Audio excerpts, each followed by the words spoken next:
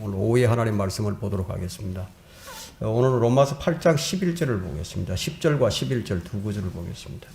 로마서 8장 10절과 11절입니다. 다 찾으셨습니까? 제가 받들어 읽겠습니다. 만일 그리스도께서 너희 안에 계시면 몸은 죄로 인하여 죽은 것이나 성령은 의로 인한 생명이니라. 우리 생명이 무엇인지 이제 밝혀줍니다. 예수를 죽은 자들로부터 살리신 분의 영이 너희 안에 거하시면 그리스도를 죽은 자들로부터 살리신 분이 너희 안에 거하시는 그분의 영으로 인하여 너희의 죽을 몸도 살리시리라. 오늘 이 설교 제목은 부활의 능력으로 사는 자가 되라는 이런 제목으로 정했습니다. 사실 오늘 다른 제목으로 말씀을 전하려고 했는데 성령과 부활이라는 이런 제목으로 말씀을 전하고자 했었는데 아무래도 우리에게 도전이 될 수 있는 말씀은 부활의 능력으로 사는 자가 되라는 이 말씀이 더 도전이 될 것 같아서 이런 제목으로 정했습니다. 사실 이 성령과 부활이라는 이런 주제를 가지고 설교를 하자면은 너무 방대하기 때문에 한 시간에 다 어떻게 해볼 수가 없습니다. 그래서 오늘 이 설교는 교리적인 설교가 될 것입니다. 교리는 기초와 같은 것인데 이제 기초가 무너지면 의인이 무엇을 할 수 있겠는가? 기초는 그만큼 중요합니다. 기초가 없으면 마치 롯과 같이 될 수도 있습니다. 믿음은 있지만 기초가 없었던 롯은 이 세상을 바라보면서 늘 괴로운 인생을 살아야만 했습니다. 그러면서도 그는 소돔을 빠져나오지 못하고 혼의 괴로움으로 나라를 보내야만 했어요. 근데 그런 그 롯을 불쌍히 여기신 주님께서 소돔에 대한 미련을 버리지 못하는 그를 강제로 분리시켜 주셨어요. 주님은 괴로워하면서도 성별하지 못하고 혼의 고통을 받고 있는 성도들을 때로는 끌어내 주실 때가 있어요. 그런데 이때 주의하지 않으면 안 됩니다. 자신을 끌어내신 주님의 뜻을 간파하지 못하고 계속해서 자기 방식대로 살아간다면 그 결과는 롯과 같이 비참해질 수도 있습니다. 성별에는 두 가지가 있는데요. 자의적인 성별이 있고 타인에 의한 성별이 있습니다. 타인에 의하여 부득이한 성별은 좋은 결과를 얻지 못한다는 교훈을 롯이 우리에게 보여주었습니다. 어떤 목회자의 악행을 보고도 용납을 하고 계속 묵인을 하다가 그 목회자로부터 버림을 받고 타인에 의해서 분리되었다면 그 사람은 주님이 자신을 왜 분리시키셨는지 자신을 철저히 숙고해 보아야 합니다. 그렇지 아니하면 롯과 같은 결말을 볼 수도 있기 때문이에요. 롯의 실패는 다른 것이 아니에요. 롯의 실패는 하나님을 두려워하지 않는 것이 실패의 원인이었습니다. 롯의 영적인 상태는 하나님을 믿는 믿음은 있었지만 주님을 두려워하지 않았어요. 그러면 정말 하나님을 두려워한다면 그는 그 오물통에 앉아서 악행을 보고 묵인하고 있지는 않았을 것이라는 얘기예요. 주님을 두려워하게 되면 반드시 올바른 믿음의 실행을 가져오게 됩니다. 성경적 실행은 하나님을 두려워하는 데서 나오는 거예요. 하나님을 두려워함이 없는 롯은 아브라함과 같이 하나님의 인도하심을 따라서 간정 있는 삶을 살지를 못했어요. 그럼에도 롯은 믿음이 있었기에 타락하는 것을 보고 패역한 세대들을 보면서 혼의 고통, 혼의 괴로움을 겪으면서도 성별하지 못하였던 것은 하나님을 두려워함이 없었던 것이 주된 원인이에요. 아브라함의 믿음은 어떤 믿음이 있었습니까? 어떤 믿음을 가졌습니까? 히브리서 11장 19절이 말해주는데 그는 하나님께서 죽은 자들로부터 그를 살리실 수 있으리라고 생각하였습니다. 이로써 그는 모형으로 그를 죽은 자 가운데서 다시 받은 것이라. 아브라함이 이삭을 바친 것이 그냥 바쳐진 게 아니에요. 아브라함이 이삭을 바칠 수 있었던 것은 이런 부활의 믿음이 확고했기 때문에 가능했던 것입니다. 그리스도인의 간증은 참 중요합니다. 간증을 통해서 그리스도가 높임을 받고 그리스도가 드러나기 때문이에요. 우리 신앙생활에 있어서 가장 중요한 것은 그리스도를 드러내는 거예요. 우리 얼굴, 우리 몸이 그리스도의 서신이 되어야 되고, 우리 호흡이, 우리 말이 그리스도의 향기가 되어야 된다. 참된 간증은 부활의 능력으로 사는 성도에게서 나옵니다. 오늘 우리가 살펴보고자 하는 것은 이 성령과 부활은 어떤 관계가 있는지, 이 정인된 삶에 성령께서 어떻게 역사를 하시는지, 그 역할이 무엇인지 그것을 살펴보고자 합니다. 성령께서는 우리로 부활의 능력을 알게 하셔서 부활의 정인이 되도록 가르쳐 주십니다. 성령님이야말로 가장 훌륭한 교사죠. 부활의 정인이시죠. 부활의 실체입니다. 우리 주님은 성령으로 잉태되셨어요. 그리고 성령의 기름 부음을 받으셨고 성령의 인도로 광야로 가셔서 마귀의 시험을 받으시고 성령의 능력으로 다시 돌아오셨어요. 그리고 성령으로 사역을 하시고 성령을 통하여 제물이 되셨습니다. 그리고 히브리서 9장 14절에는 하물며 영원하신 성령을 통하여 허물는 자신을 하나님께 드린 그리스도의 피가 어찌 너희 죽은 행실에서 너희 양심을 정결케 하여 살아계신 하나님을 섬기게 하지 못하겠느냐. 참 이 진리는 좀처럼 가르쳐지지 않는 진리인데요. 무엇이 잘 가르쳐지지 않느냐? 성령을 통하여 드려진 그리스도의 피의 능력에 대해서 잘 가르쳐지지 않는다는 겁니다. 뭐 단순하게 죄 씻음의 능력이 있는 것처럼 그렇게만 알고 있지, 살아계신 하나님을 섬기게 하는 능력이 그리스도의 피에 있다는 것에 대해서는 별로 관심이 없다는 거예요.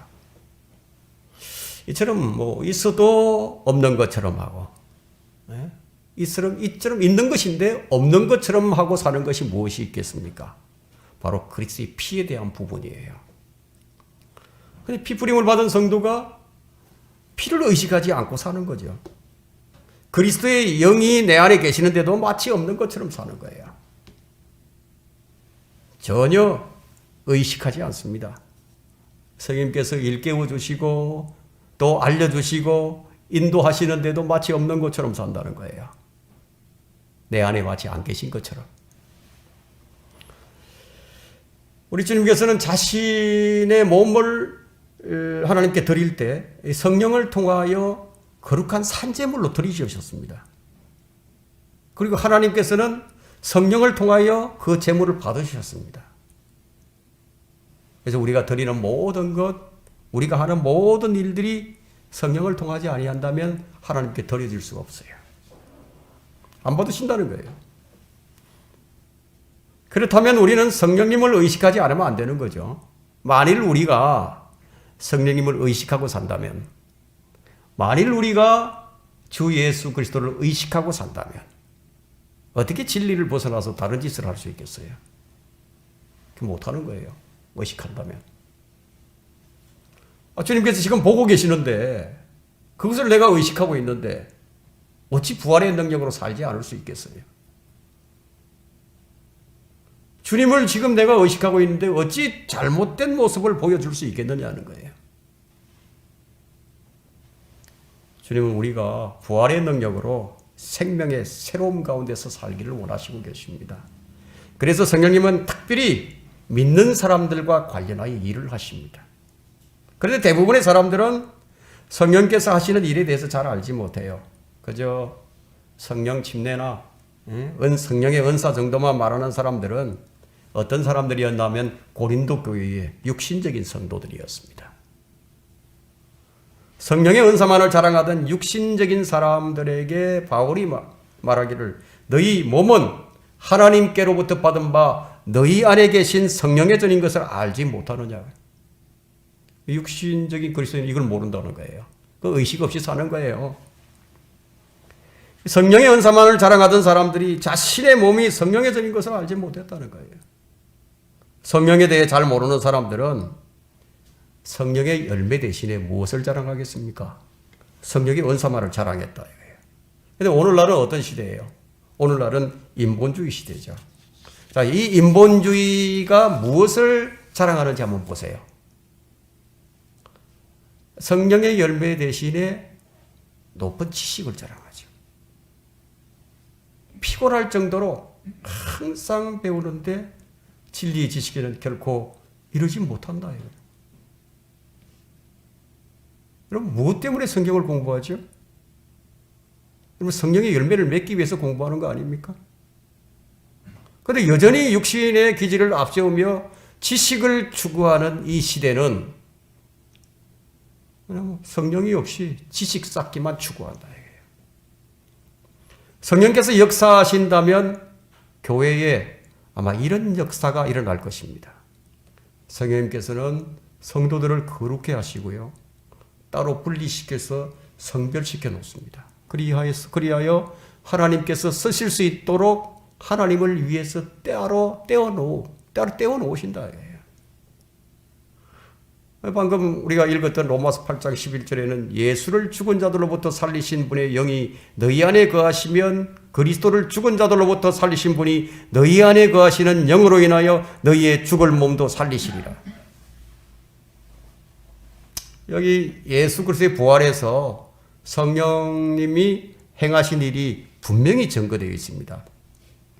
성령님께서는 우리 예수님을 죽은 자들로부터 이렇게 세우셨다 이거예요. 동시에 이 구절은 그리스도인들의 부활에 대해서도 말씀을 해주십니다. 부활을 이루신 성령은 지금 어디 계십니까? 우리 안에 계신다는 거죠. 내 안에 계신다. 그런데 내 안에 계시는데 여러분 의식하십니까? 주님은 우리 안에 거하시는 성령을 통해서 우리의 죽을 몸도 살려주시겠다고 약속해 주셨어요. 이것이 성령과 부활의 관계입니다. 성령은 예수 그리스도를 부활의 첫 열매들로 삼으시고 그 이후로 예수 그리스도를 믿는 자는 누구나 다 살려주십니다. 첫 열매가 맺히면 곧 수확이 다가오는 법이죠. 우리는 모두 추수의 열매들이에요. 지금 우리는 몸의 구속을 기다리고 있습니다. 그것이 영광스러운 소망이죠. 주님이 가장 복된 소망이에요. 주님 부활하신 후에 제자들에게 성령을 받으라고 이제 말씀을 하셨는데 요한복음 20장 22절에서 이 말씀을 하신 후 그들에게 숨을 내쉬며 말씀하시기를 성령을 받으라. 숨을 내쉬는 이 행위가 바로 생명의 창조 행위와 같아요. 주님은 제자들에게 숨을 내셨는데 이것은 이제 곧 있게 될 성령의 강림에 대한 예표였습니다. 제자들은 숨을 내쉬며 성령을 받으라고 말씀하시는 그 의미를 쉽게 알아들었어요. 왜냐하면 이미 부활에 대해서 성경에 기록이 되어 있었기 때문에. 구약 성경에 익숙한 유대인들에게요, 이 부활이라는 이 단어는 조금도 어색하지 않았어요. 예수 그리스도를 믿을 때 성령님은 그 사람 안에 들어오셔서 죽은 영을 살려놓으시죠. 주님이 다시 오실 때 우리 죽은 몸도 살리십니다. 성령이 없이는 누구도 부활할 수 없어요. 하지만 성령님께서는 주님의 부활이 없이, 예수 그리스도의 부활이 없이는 누구도 부활하게 하지 않습니다. 왜냐하면 주님이 부활이요 생명이기 때문이에요. 나는 부활이요 생명이라 나를 믿는 자는 죽어도 살 것이며 또 살아서 나를 믿는 자는 누구나 영원히 죽지 아니하리라. 이것은 주님 자신이 부활이라는 얘기예요. 주님을 믿게 되면 그는 부활의 대상이 됩니다. 그는 죽어도 삽니다. 부활의 주님을 믿으면 결코 죽지 않습니다. 부활이 죽음에 대한 승리거든요.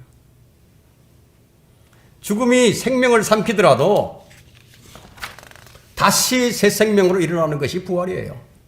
이 부활이 없다면 사망이 왕이에요. 주님은 사망 권세를 이기시고 부활을 하셨습니다. 나는 부활이요. 이 말씀의 의미는 단순히 죽었다가 다시 살아나는 정도만을 의미하지 않습니다. 이 말씀으로 자신이 누구인지를 분명히 밝히신 거예요. 주님 자신이 부활이기 때문에 주님을 영접한 모든 자들은 부활의 자녀가 됩니다. 부활은 가르침이나 교훈이 아니라 죽음과 생명에 직결되는 실제예요. 이것이 우리에게 가장 중요한 영적 본질의 핵심입니다. 부활의 가르침을 받았고 부활의 교리가 무엇인지 이해를 하게 되고 예수 그리스도가 역사적으로 부활하셨다는 사실을 믿는 것으로만 충분치 않습니다. 누구든지 부활하신 주님을 영접을 해야 하는 거예요. 믿음으로 마음속에 모셔드려야 합니다.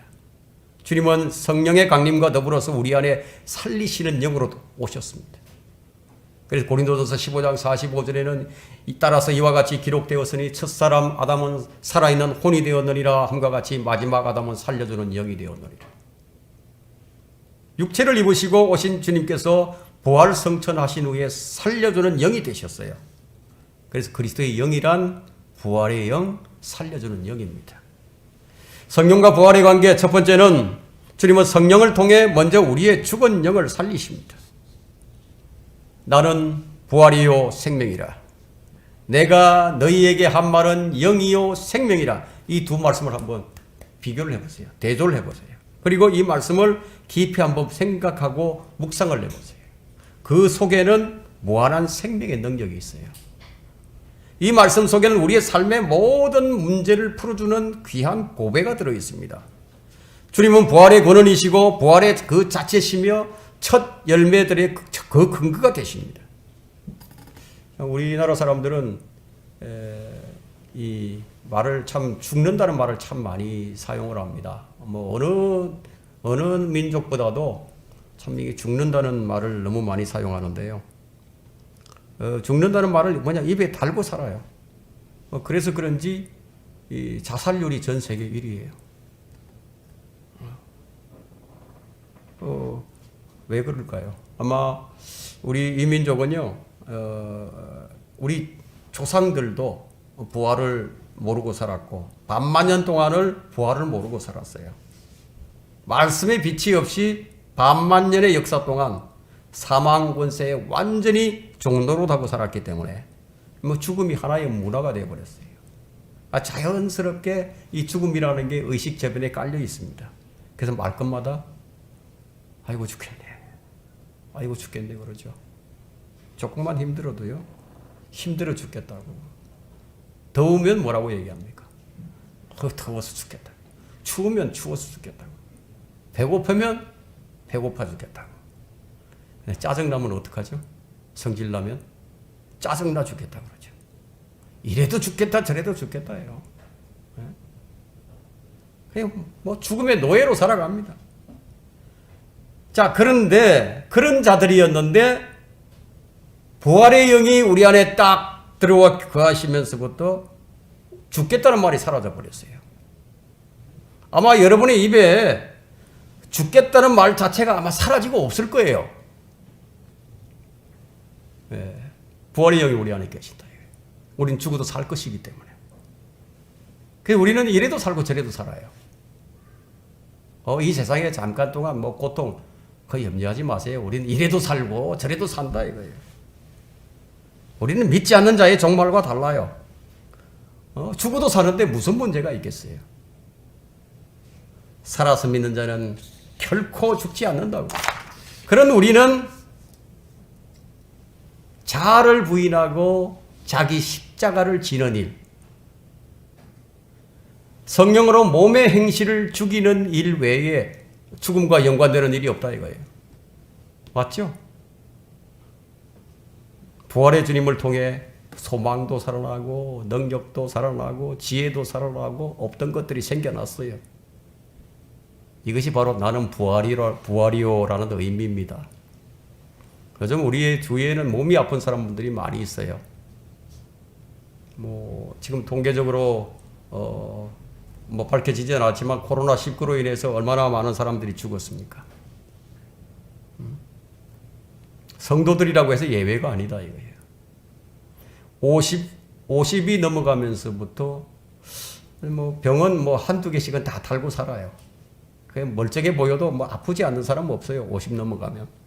여기도 아프고 저기도 아파요. 네. 코로나, 독감, 유행병들, 온갖 사고들, 재난, 별게 다 있죠. 이런 것들을 피하기 어려운 것들이에요. 이런 것들은. 이런 때 나는 부활이요 생명이라는 이 말씀이 내게 내 생활에 어떤 영향을 미치고 있느냐.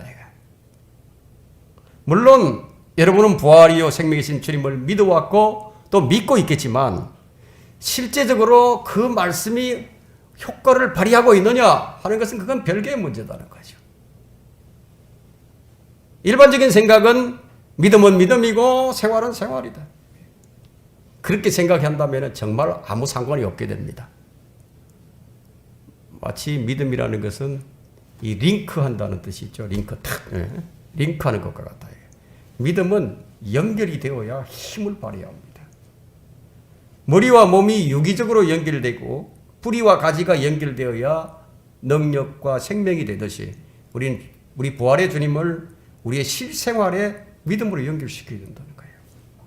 여러분의 생활의 필요들이 참 많이 있을 겁니다. 그 필요들이 무엇과 연결되어 있는 거죠? 사업, 직장, 건강 이런 것들로 연결이 되어 있죠. 그런데 어떤 문제라도 연결을 잘 할 줄 알아야 됩니다. 지식적으로 아는 것을 믿음으로 연결해야죠.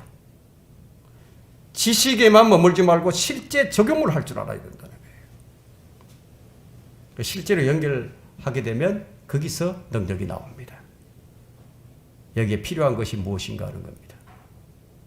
여기에 필요한 것이. 이렇게 살려고 하면 뭐가 필요하냐는 얘기예요.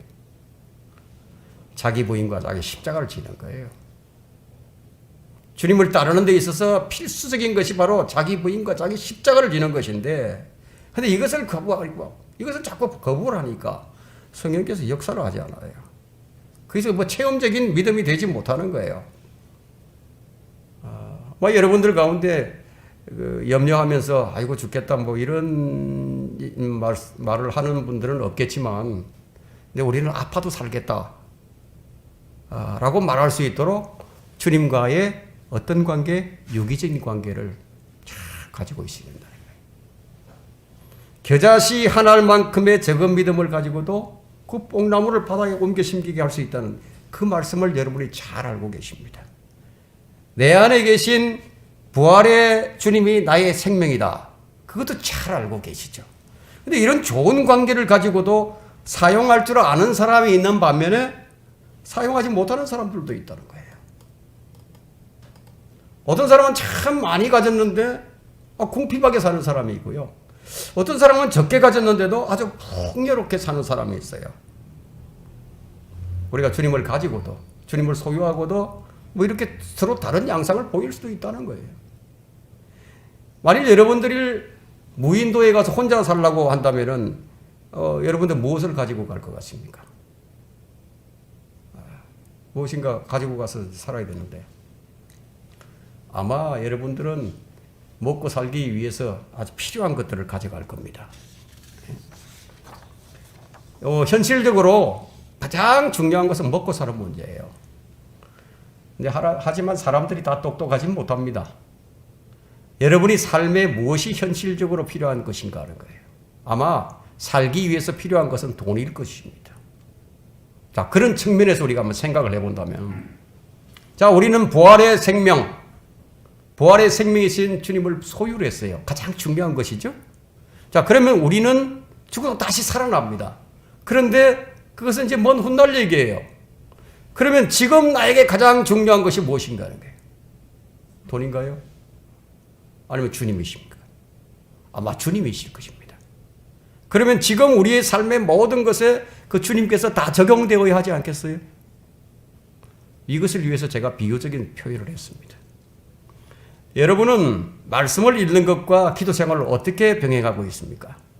성령님께서 우리 안에 계시지만 근데 그분께서는 우리를 강제하지는 않으신다는 거예요. 성령님께서는 말씀과 기도를 통해 역사를 하십니다. 근데 일주일 내내 내가 주님을 의식하지 않고 살다가 주일 예배에 참석하는 것으로 주님을 기쁘시게 할 수는 없죠. 내가 성장해야 하는 거예요. 느슨해진 상태를 계속 지속을 하다 보면은 그 양심의 괴로움은 있어요. 양심의 괴로움은 있지만 엉덩이가 무거워서. 왜냐면 롯과 같이 괴로워하면서도 뭐 그냥 삶의 굴레에서 빠져나오지 못해요.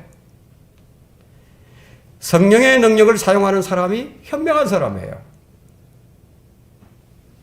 내가 가진 것을 잘 사용하는 사람이 현명한 사람이에요. 가지고 있는데 풍요롭게 못 산다? 그건 어리석은 사람이죠. 성령과 부활의 관계 두 번째는 주님은 우리가 부활의 신앙을 소유하고 살기를 원하십니다. 성령님께서는 부활의 주님을 통해서 우리 안에 이미 영적 부활을 이루셨어요. 허물과 죄들 가운데 죽었던 너희를 살리셨으니 이것이 바로 영적 부활이에요. 그리스도와 함께 살리셨죠. 그래서 죄들 가운데 죽었던 우리를 그리스도와 함께 살리셨으니 너희가 은혜로 구원을 받은 것이라. 전에는 너희가 그것들 가운데서 이 세상 풍조를 따르고 공중권세의 통치자 곧 지금은 불순종하는 자녀들 안에서 역사하는 영을 따라 행하였으나 이랬던 우리를 살려주셨어요. 여러분 골로새서 2장 11절과 12절에는 이 영적 할례가 나오죠. 또한 너희가 그의 손으로 하지 아니한 할례를 받았으니 곧 그리스도의 할례로 육신의 제들의 몸을 벗어버린 것이라. 너희가 침례로 그와 함께 장사되었고 또 하나님께서 그를 죽은 자들로부터 살리신 역사를 믿음으로 말미암아 너희도 함께 살아났느니라. 너희도 그와 함께 살아났느니라. 자, 이렇게 그리스도와 함께 살아난 사람은 이제 부활의 신앙을 가진 사람이 된 것입니다. 이 부활의 신앙은요, 삶의 방식을 바꿔줍니다. 이론적인 것만이 아니에요. 사고방식뿐만 아니라 모든 삶의 방식을 바꿔놔버립니다. 엠마오로 가던 두 제자가 그 발걸음을 다시 예루살렘으로 돌아서게 한 것이 부활의 주님이셨어요. 부활하신 주님을 만나기 전에는 두 제자의 발걸음은 어떻습니까? 낭망의 길이었어요. 부활의 주님을 만난 그 후에 그들의 발걸음은 소망의 길로 바뀌었어요. 우리의 인생 역시 지옥으로 내려가느냐 저 하늘로 올라가느냐 이것은 오직 부활이신 주님을 믿느냐 믿지 않느냐에 달려있다는 거예요. 부활의 주님을 만났던 또 다른 사람을 우리가 확인해 본다면 막달라 마리아가 있습니다. 무덤 밖에서 울고 섰던 이 막달라 마리아는 예수님을 가장 사랑했던 여인이었죠. 이 새벽 일찍 이제 무덤을 찾아갔는데, 근데 예수님은 보이지 않고 빈 무덤만이 남아 있습니다. 그래서 그녀는 무덤 밖에 서서 지금 울고 서 있습니다. 이때 주님께서 여인아 어찌하여 울고 있느냐? 물었지만 이 여인은 예수님을 알아보지 못했습니다. 그런데 그때 주님께서 마리아야 라고 부르시자 그때서야 마리아는 부활하신 주님을 만나게 되죠. 이때 마리아가 바뀝니다. 부활의 정인으로 바뀌어버렸습니다. 여러분 인생이 바뀌는 것은요 한순간이에요. 한순간에 바뀌어버립니다. 인생의 변화는 나는 부활이요 생명이라는 말씀하신 주님을 만나느냐 만나지 않았느냐 거기에 달려있다 이거예요. 주님을 보고도 놀라고 무서워서 어떤 영을 보고 있다고 생각했던 제자들이 부활하신 주님을 보고 왜 무서워했겠습니까? 그들이 알았던 것은 십자가에 죽으셨던 예수님만 알았지 주님이 부활하신 것을 믿지 못했기 때문에 그 현실적인 감각이 없었어요. 소망도 희망도 없이 절망뿐이었습니다. 그들의 인생이 부활하신 주님을 확인을 하게 되자 어떻게 됐죠? 그런데 인생이 바뀌었어요. 부활의 소망으로 바뀌어버린 거예요. 이전에는 죽음이 두려워서 숨었었지만 이제는 벼랑 끝이라도 설 수 있는 담대한 믿음으로 변해버렸습니다. 채찍에 맞아도 감옥에 갇혀도 죽음의 공포가 다 사라져버렸어요. 여러분에게 지금 죽음의 공포가 다 사라지지 않았습니까? 아마 죽음의 공포가 없을 거예요. 하나도 안 남아있을 겁니다.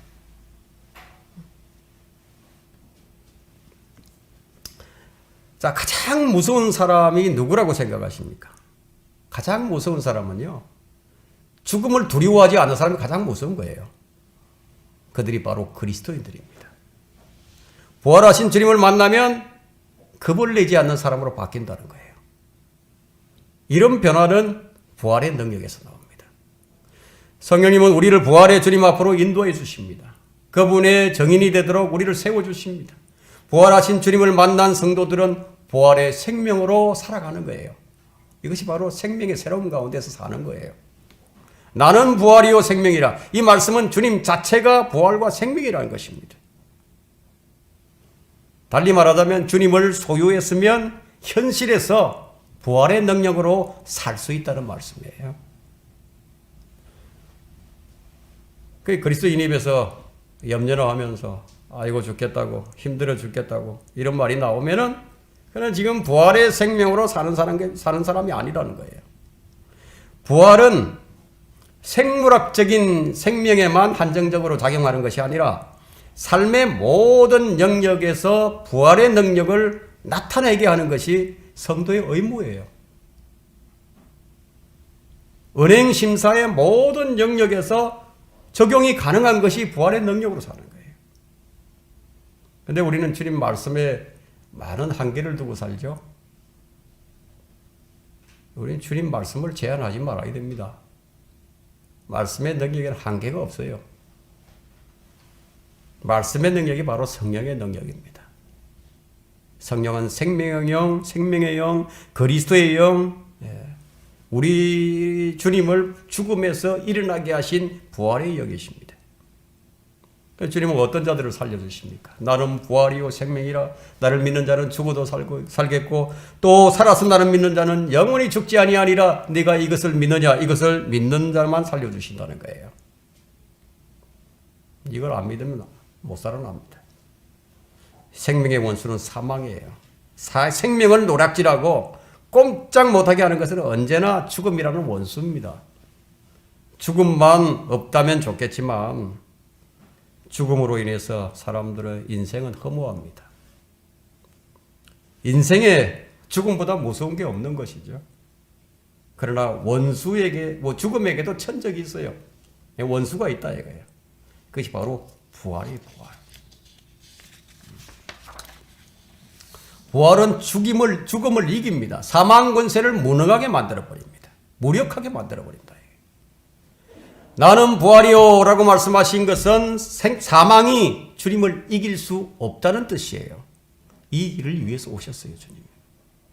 그래서 히브리서 2장 14절을 한번 펼쳐볼까요? 여러분들이 다 암송하고 계신 구절이지만 다시 한번 펼쳐보겠습니다. 히브리서 2장 14절 자녀들이 피와 살에 참여한 자연것 같이 그 역시 같은 모양으로 동일한 것에 참여하신 것은 자신의 죽음을 통하여 죽음의 세력을 가진 자, 마귀죠. 그 마귀를 멸망시키며 또 죽음을 두려워함으로 평생을 노예로 속박되어 있는 자들을 놓아주시려 함이니라. 부활의 의미가 바로 이런 것입니다.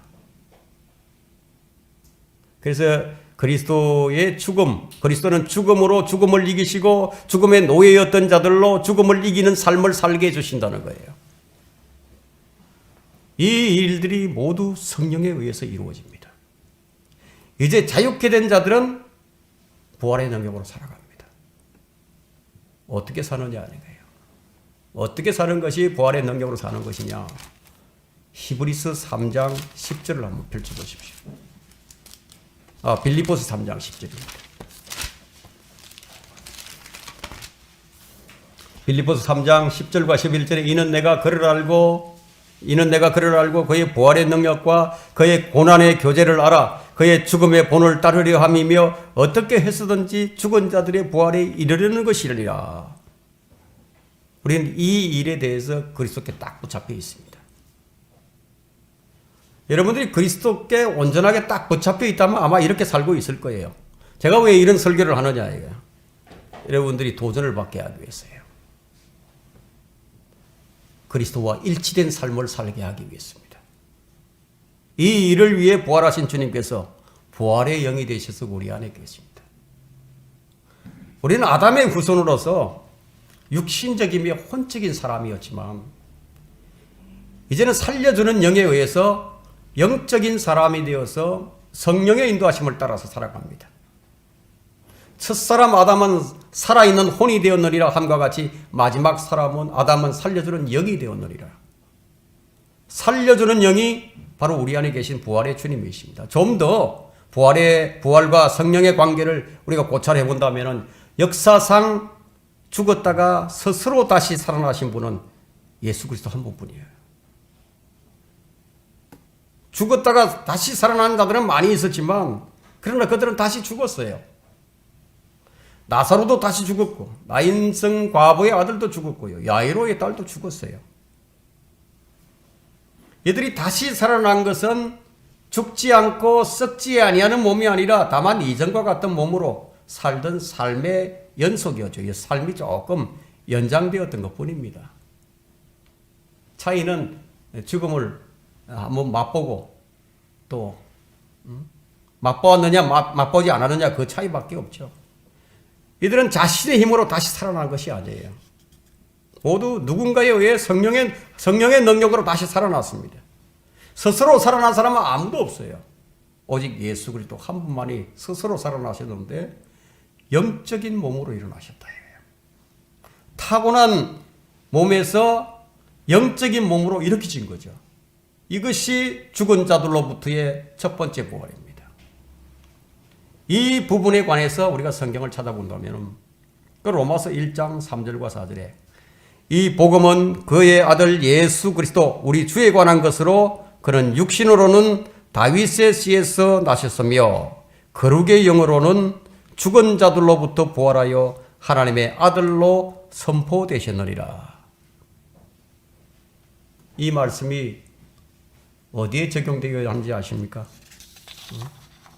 부활은 새로운 영적 탄생인데 우리 주님께서는 육신은 성령으로 다윗의 씨에게 나셨지만 주님의 부활하신 몸은 성령을 통해서 하나님의 아들로 선포가 되셨어요.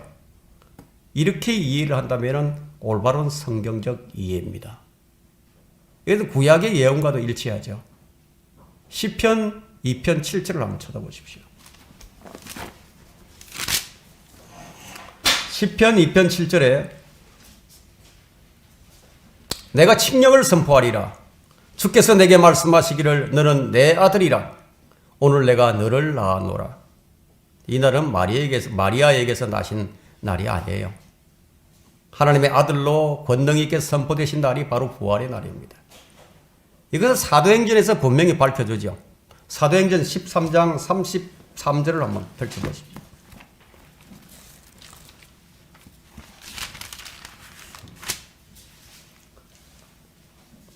33절에 하나님께서 예수를 다시 살리심으로써 그들의 자녀인 우리에게 어떻게 동일하게 이루셨는가를 선포하노라.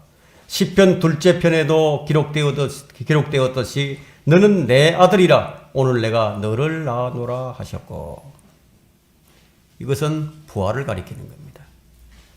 부활의 아침과 지금 연결되고 있죠. 이것은 성령을 통해 나신 것, 부활을 일컫는다 이거예요. 하나님은 성령을 통해 우리 주님을 부활케 하심으로 아들을 낳으셨다고 포효를 하십니다. 마리아에게서 먼저 낳으셨는데 육신으로 낳으셨다 이거예요. 마찬가지로 죄와 허물 가운데 죽었던 우리의 영을 다시 살리신 분이 역시 성령이십니다. 우리를 거듭나게 하신 것은 성령의 역사예요. 성령은 생명을 낳으시고 생명을 살리는 분이십니다. 주님은 우리와는 달리 육체적인 출생도 성령으로 잉태한 것이 우리와 달라요.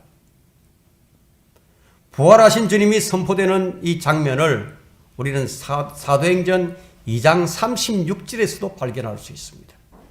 이것은 이스라엘 온 집이 알아야만 하는 진리예요. 사도행전 2장 36절에 그러므로 이스라엘 온 집이 분명히 알 것은 너희가 십자가에 못 박은 이 예수를 하나님께서 주와 그리스도가 되게 하신 것이라. 이제 우리 주님의 특이한 점은 육체적 출생도 부활도 모두 성령으로 일어난 것이다. 부활은 성령의 역사예요. 성령이 없이는 부활이 있을 수가 없습니다. 성령은 주님을 일으키신 분이에요. 이렇게 하신 목적이 바로 누구를 위한 것이었느냐? 바로 우리를 위한 것이었다. 베드로전서 3장 18절에 이것을 확인해 주는데, 그리스도께서 죄들로 인하여 한 번 고난을 받으사 의인으로서 불의한 자들을 대신하셨으니 이는 육신으로는 죽임을 당하셨으나 성령에 의하여 살림을 받으심으로 우리를 하나님께로 인도하려 하심이라. 우리 주님께서 하신 모든 것들이 있어요. 주님의 모든 것, 이것이 성령을 통하지 아니한 것이 단 하나도 없습니다. 그렇다면 우리 그리스도인들 역시 모든 것을 성령을 통하여 하지 않으면 안 된다는 거예요. 그런 결론이 나오죠. 성령과 부활의 관계 세 번째, 성령님은 우리를 그리스도의 부활의 정인으로 이끄십니다. 내가 뭐 부활의 정인이 되고 싶습니다 해서 부활이 되는 정인이 되는 거 아니라는 거예요. 이끌어 주신다는 거예요. 성령이 없이는 부활의 정인이 될 수 없어요. 그러므로 너희는 가서 모든 민족을 가르치고 아버지와 아들과 성령의 이름으로 침례를 주며 내가 너희에게 명령한 모든 것을 가르쳐 지키게 하라. 보라, 내가 세상 끝까지 너희와 항상 함께 하리라고 하시더라. 제자들은 정인이 되기 위해서 기다려야 했어요. 성령이 임할 때까지 기다려야만 했다. 이것이 정인과 성령과의 관계예요. 우리로 정인이 되게 하시려고 성령을 보내주신 것입니다. 사도행전 1장 8절에는 성령께서 너희에게 임하시면 너희가 능력을 받으리니 그러면 예루살렘과 온 유대와 사마리아와 땅끝까지 이르러 내게 정인이 되리라. 성경은 의미 없는 것이 다 하나도 없어요. 모두가 목적하신 계획에 따라서 착착 이루어간다. 그래서 우리 성경은 마치 톱니바퀴와 같아요. 톱니바퀴가 두 개가 탁 맞물려 돌아가는 거예요. 뭐 하나라도 이빨이 빠지면 안 되는 거예요. 딱 빈틈이 없이 맞물려 간다. 성경이 이런 것입니다. 사도행전 4장 31절에는 그들이 기도를 마치자 그들이 함께 모여있던 곳이 진동하더니 그들이 모두 성령으로 충만하여 담대하게 하나님의 말씀을 선포하더라. 어떻게 이게 가능하죠? 성령에 의해서요. 비로소 부활의 정인이 된 겁니다. 성령은 부활을 강력하게 증거하시는 분이세요. 만일 우리가 정인된 삶에 게으르다면요, 그것은 우리 자신이 성령을 소멸시켰다는 얘기예요. 주님은 3일 만에 부활하셨고 40일 후에 성천하셨어요. 그리고 정확히 열흘 후 50일째에 성령을 부어주셨어요. 그리고 성령을 받은 성도들은 모두 부활의 정인이 됐다. 주님 부활을 증거했습니다. 그냥 부활이라는 것은 그냥 뭐 저 뉴스 매체에서 나오는 그런 미디어 매체에서 나오는 그런 뉴스거리가 아니에요. 그러니까 성령이 충만하면 전하게 되어 있습니다. 성령과 부활의 관계는 이런 것이다 이거예요. 그런데 성령에 충만한 사람이 전가로 나갔는데 뭐 아무렇게나 전하겠어요?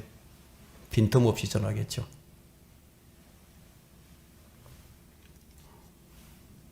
주님은 부활로 자신이 참 하나님이심을 입증하셨습니다. 제자들이 부활의 주님을 만났지만 성령이 임하시기 전에는 부활의 정인이 되지 못했습니다. 그러다 성령께서 임하시자 달라졌어요. 인생이 바뀌어버렸다. 여러분, 지식적으로 많이 안다고 해서 뭐 복음을 다 알고 그런다고 해서 여러분 부활의 정인이 되는 것이 아니라는 얘기예요. 여러분은 하나님의 자녀가 되었다는 것을 어떻게 아십니까? 나는 하나님 자녀다 이거예요. 근데 말을 하죠? 그럼 어떻게 아느냐 이게? 배운 지식으로 아십니까? 그렇다면 구원받지 못했어요.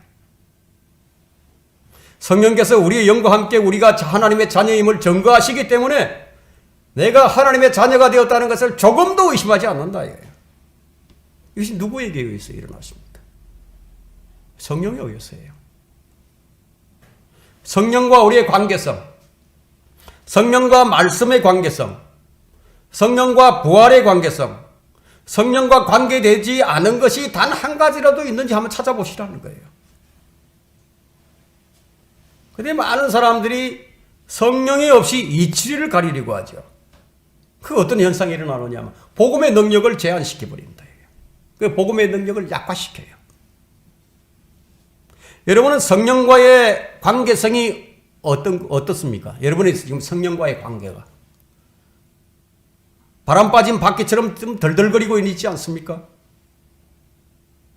성령님께서는 성도 안에서 끊임없이 예수 그리스도를 계시해 주시고 오류를 바로잡아 주시기 때문에 바람 빠진 바퀴가 아니라면 바른 진리로 인도함을 받고 있을 겁니다. 만약에 바른 진리가 아닌 데 가서 다 앉아서 길을 내주고 있다. 그럼 자신이 가진 바퀴가 지금 바람 빠진 바퀴가 돼서 덜덜거리고 있는 거예요. 믿음의 생활이 뭔가 올바르지 않다면요, 성령의 역사가 지금 중단된 상태예요. 성령의 역사는 몸의 부활을 기다리고 있는 성도들의 삶의 방식을 제공해 줍니다. 어떻게 살아야 할 것인지 제공해 준다는 거예요. 말씀을 통해서 제공해 주시는데 골로새서 3장 1절과 2절을 한번 펼쳐보세요. 그러므로 너희가 그리스도와 함께 살아났다면, 전제예요 이것이, 살아났다면 위에 있는 것들을 구하라. 거기에는 그리스도께서 하나님의 오른편에 앉아 계시느니라. 위에 있는 것들에 너희 마음을 두고 땅에 있는 것들에 너희 마음을 두지 말라. 이것이 우리 삶의 방식이에요.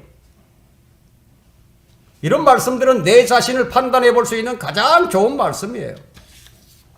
많은 성도들이 여기서 걸려 넘으시죠. 그래서 여기서 걸려 넘어져 가지고 성령의 능력으로 살지 못한다는 거예요. 위에 있는 걸 봐야 되는데 자꾸만 아래 그만 보니까. 우리는 위에 있는 것들을 보라고 명령을 받았습니다. 여러분, 천상에 앉아 계시는 주님을 잘 알 것입니다. 또한 우리의 영도 그분과 함께 앉아 있다는 것도 잘 알 것입니다. 잘 알지만 거기에 애정은 별로 많지 않을 것입니다. 왜 이런 말씀을 하시는지 아십니까? 이런 말을 하는지. 여러분의 열정을 보면 알아요. 열망하는 것에 따라 이 마음에 와닿는 것이 달라져요. 성령님께서는 성도들을 자신으로 채워주셔서 성리 생활을 하게 해주신다 이거예요. 얼마나 감사한 일입니까? 우리가 할 수 없는 일을 이렇게 도와주시는데, 그럼에도 내 자신이 그리스도와 일치하지 못하고 있다면 지금 무엇을 하고 있는 것이냐 이거예요. 성령의 역사를 지금 거부하고 있는 중이에요.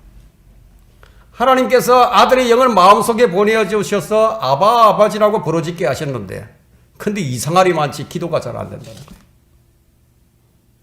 지금 성령과의 관계에 뭔가 이 심상치 않은 지금 문제가 생겨난 거예요.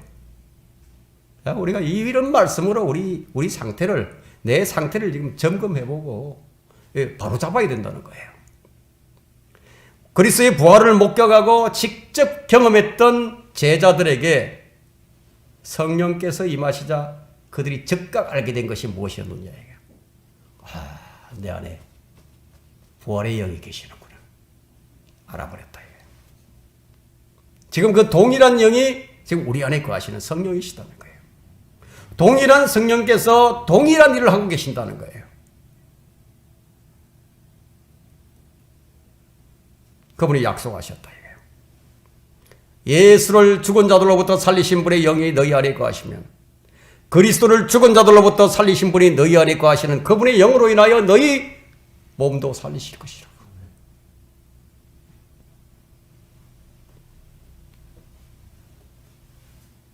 이 구절은 그리스도의 영과 성령이 같은 분이라는 것을 나타내고 있는데, 제자들은 모두 부활의 영을 받은 것이에요. 근데 우리가 부활의 영을 소유하지 못한다면 영적인 몸으로 일으켜질 수가 없습니다. 두 정인도, 모세는 죽었었는데 근데 변화산에도 나타났고, 또 앞으로 대환란 때 두 올리브 나무로 와가지고 두 정인으로 살다가 또 보호형을 받아서 죽을 거예요. 엘리야는 그냥 올라갔었는데 또 내려와서 또 한번 죽어요. 우리가 입을 몸하고 좀 다르죠. 우리는 썩지 아니할 몸, 죽지 않을 몸을 입는다 이게.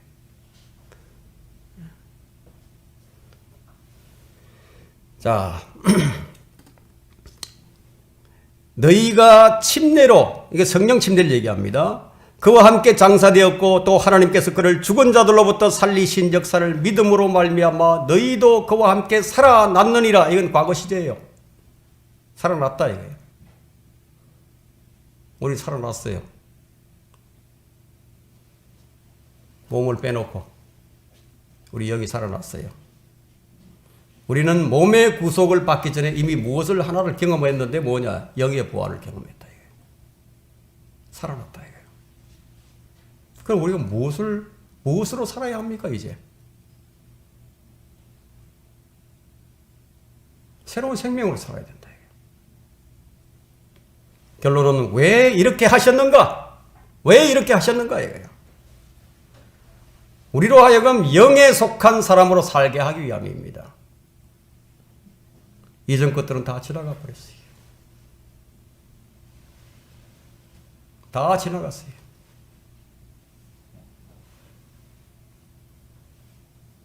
우리 몸은 아직까지 구속을 못 받았지만 우리 몸도 달라요.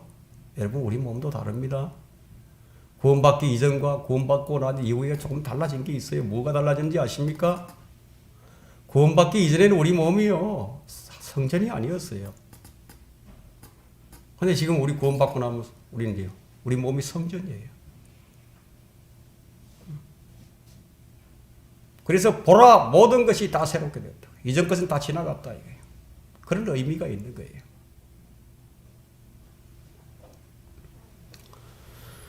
자, 우리로 하여금 영에 속한 사람으로 살게 하기 위해서 이렇게 하셨는데 이것은 성령의 열매를 맺으며 살라는 뜻이에요. 우리 몸이 부활하면 우리는 하늘의 천사들과 같이 될 것이고 예수 그리스도가 부활하신 그 몸과 똑같이 된다는 거예요. 지금 현재 우리는 영적인 부활을 경험한 자로서 영적인 하나님의 나라에 들어와 있는 자로서 부활의 영을 소유한 삶의 증거로 무엇을 해야 하느냐? 성령의 열매를 드러낼 수 있어야 한다는 겁니다. 우리가 하나님의 나라는 성령이 아니거든요. 성령 아니다. 성령 안에 들어와 있으면 성령의 열매를 마땅히 맺어야 한다는 거예요. 성령께서 우리 안에 주님의 부활에 대한 더욱 깊은 조명과 또 풍성한 이해를 주셔서 우리 믿음의 삶을 살 수 있도록 우리를 이끄시기를 여러분들 스스로 구해야 한다는 거예요. 말씀을 마치겠습니다.